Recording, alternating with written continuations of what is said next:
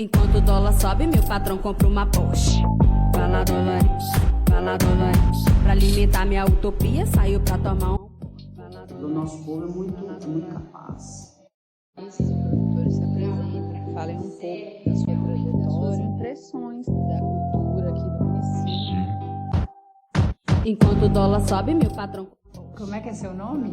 Walter Andrade. E o que você faz aqui em Valadares? Eu sou jornalista, sou ator, sou artista plástico e sou também produtor cultural. E como é que a arte entrou na sua vida? A arte entrou, assim, desde criança, né? Eu desenho desde muito cedo. Na adolescência eu fui descobrir alguns cursos e tal, e depois fiz um curso no Instituto Nacional de Arte e Projeto para aprimorar, para descobrir as técnicas. E aí comecei a aventurar no desenho e pequenas pinturas. Nos anos 80 a gente ajudou a organizar aqui a Feira de Arte e Artesanato, que funcionou inicialmente na Praça Serra Lima, depois ela foi para a Ilha, para a Praça Júlio Soares, e depois foi para a Praça dos Pioneiros, ficou um período sem... Hoje, na verdade, não tem mais a feira como era antes, né? E aí os artistas, os artesãos, iam para lá aos domingos e comercializavam seus produtos. Eu morei fora, morei em Brasília um período, depois retornei, aí vim para o jornalismo, isso no final dos anos 80, 88, 89. Ingressei no Diário do Rio Doce, fiquei no Diário do Rio Doce durante muitos anos, quase 10 anos. Trabalhei na TV Leste também, quando ela era afiliada à Rede Globo. Nos jornais que surgiram aqui na cidade, né, porque tinha o Bom Dia Leste, foi o primeiro jornal em policromia, o primeiro jornal colorido da cidade. Depois nós tivemos o Diário do Leste. Aí a gente tinha um pé nas artes, outro pé no jornalismo, e a gente atuava nos dois setores paralelamente, né? Enquanto eu estava no Diário do Rio Doce, eu conheci um ator aqui em Valadares, o Robson Rocha. Ele estava ministrando algumas oficinas, alguns cursos de teatro. Nessa época eu escrevia no caderno de cultura do Diário do Rio Doce. E aí ele me convidou, vamos lá, participar de umas oficinas, uns cursos. Comecei a participar e fui tomando gosto. A gente já... A cultura já está enraizada, né? Já é inerente. E aí foi só consequência, a gente foi se jogando. E aí de lá para cá nós fizemos muita coisa, produzimos muitos shows, participamos de mostra coletiva, de produção cultural, né? Nós organizamos aqui em Valadares durante 18 anos o aniversário do Teatro Atiaia. A gente fazia o Festival de Humor. Então, durante 18 anos consecutivos, a gente organizou esse festival. Na semana do aniversário do teatro, a gente trazia grandes nomes, né, do humor brasileiro. Então, Pedro Bismarck, Batoré, Fafi Siqueira, o Ceguinho, né?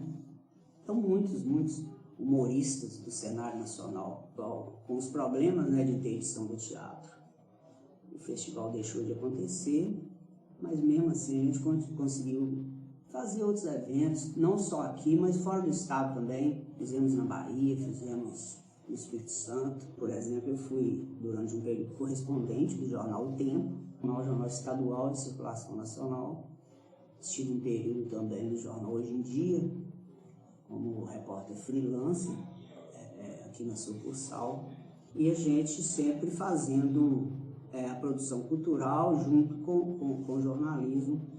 A gente fez um movimento muito grande aqui no final dos anos 90, por exemplo, 96, 97, para organizar aqui o Conselho Municipal de Cultura.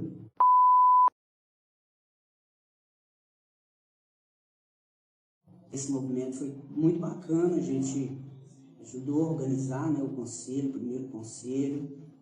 Conseguimos também apoio para a aprovação da Lei Municipal de Incentivo à Cultura e para a criação do Fundo Municipal de Cultura.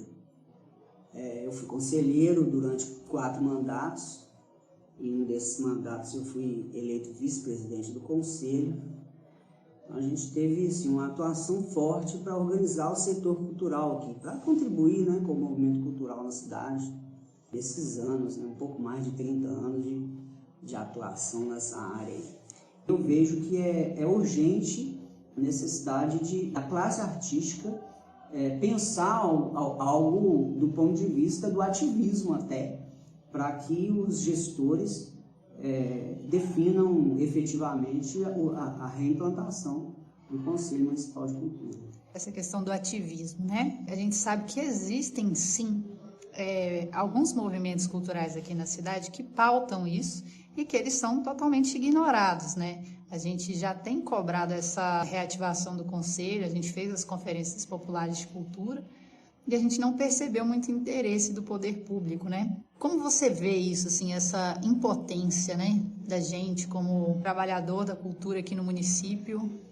Tipo assim, como você se vê, né? Quais são as suas dificuldades para fazer seu trabalho aqui? Quais são as suas expectativas? O que você também gostaria que fosse feito para que melhorasse?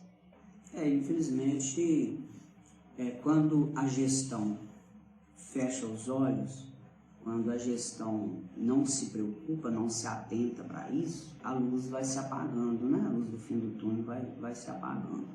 Mas eu vejo que nem tudo está perdido. Eu ainda acho que é possível tentar o diálogo. Eu não vejo problema do prefeito receber os representantes do movimento cultural com uma conversa. Eu não vejo que é difícil também a Câmara de Vereadores abrir o debate através de uma audiência pública para tratar desse assunto. Os mecanismos legais, como o Ministério Público, por exemplo, ele pode ser um dos propulsores desse diálogo, dessa conversa com a gestão pública. E aí, esgotada essa tentativa, eu acho que é necessário partir para outras ações que sejam possíveis. Talvez uma campanha de rede social. Nós temos aqui mais de 300 militantes da área cultural, mais de 300. Você imagina cada um desses gravando um vídeo e postando na sua rede social. Você imagina se cada um desses, uma vez por mês, fazer uma ação na porta da prefeitura. Você imagina, uma vez por mês, esse movimento, essas 300 pessoas, ir para a Câmara de Vereadores e ocupar a galeria da Câmara. Falando de radicalismo, poderia ser radicalismo, mas eu acho que a gente tenta primeiro a via legal, o diálogo, a conversa. Vamos ouvir deles qual que é o motivo de não utilizar um mecanismo tão fantástico, tão democrático, tão necessário. E aí, na sequência, alguma coisa precisa ser feita. Não dá para cruzar os braços e achar que tá bom, achar que o recurso que está vindo aí da Lei Aldir Blanc, ele nos satisfaz, porque não satisfaz. Inclusive, há dúvidas sobre a forma como ele está sendo destinado pelo próprio modelo do edital. Eu tenho receio em relação ao tempo de duração das oficinas. Quero crer que não é má fé, eu quero crer que foi um equívoco mesmo, mas é inadmissível que uma oficina tenha 100 horas. É muito difícil isso, sabe? Um recurso emergencial para a salvação de um setor que está padecendo, né? E aí o recurso acaba sendo uma saída para que o Estado, para que a Prefeitura tenha mão de obra. Então, assim, é uma situação que a gente imagina que foi lapso, que foi um equívoco. E eu quero crer também que daqui a pouco, quando for aprovado a Lei Paulo Gustavo, que vai ser uma outra experiência em relação a esse período de pandemia, e a gente não sabe como é que vai ser o pós-pandemia, como é que vai ser o novo normal. E aí, quando você tem gestores que utilizam de forma duvidosa o recurso público, a gente precisa antenar para isso e não permitir que aconteça. Você que tem amplo conhecimento, ampla atuação e experiência nessa área, né, de atuação na cultura, o que você acha que poderia ser feito assim, para melhorar essa situação aqui em Valadares?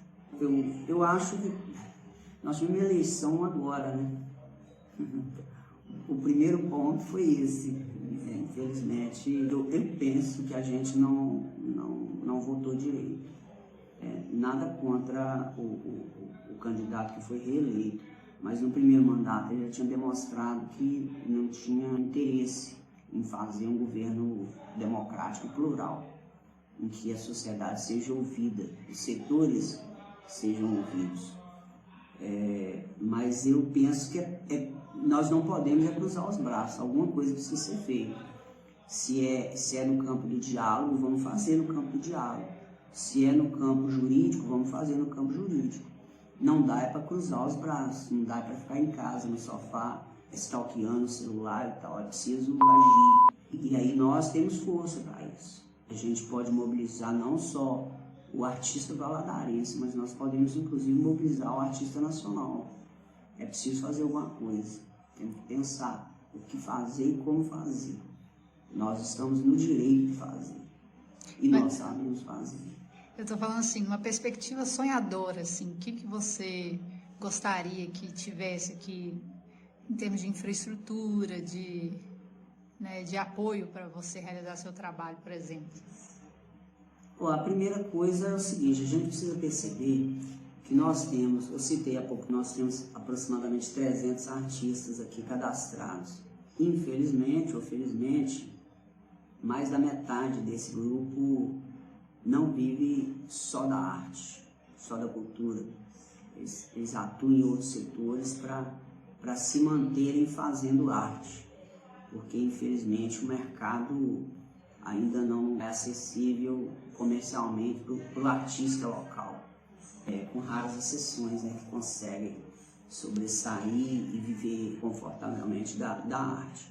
Mas eu penso que o primeiro passo é a organização. Nós precisamos ter de volta a lei de incentivo, o fundo municipal, porque o artista que está montando um espetáculo ali, que tem uma companhia de teatro, ele vai poder utilizar o recurso da lei ou daquele fundo para se manter, sabe? Para oferecer arte à sociedade, para se manter.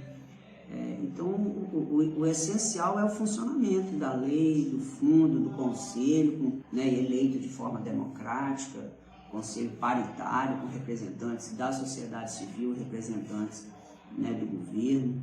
Eu acho que o vértice é isso, é os mecanismos oficiais de cultura funcionando. Esse é o primeiro ponto. O segundo ponto é que nós não podemos cruzar os braços e deixar de produzir, porque o nosso povo é muito capaz. Enquanto o dólar sobe, meu patrão compra uma Porsche. Vai lá, dólar, pra alimentar minha utopia, saiu pra tomar um pó. Vai lá.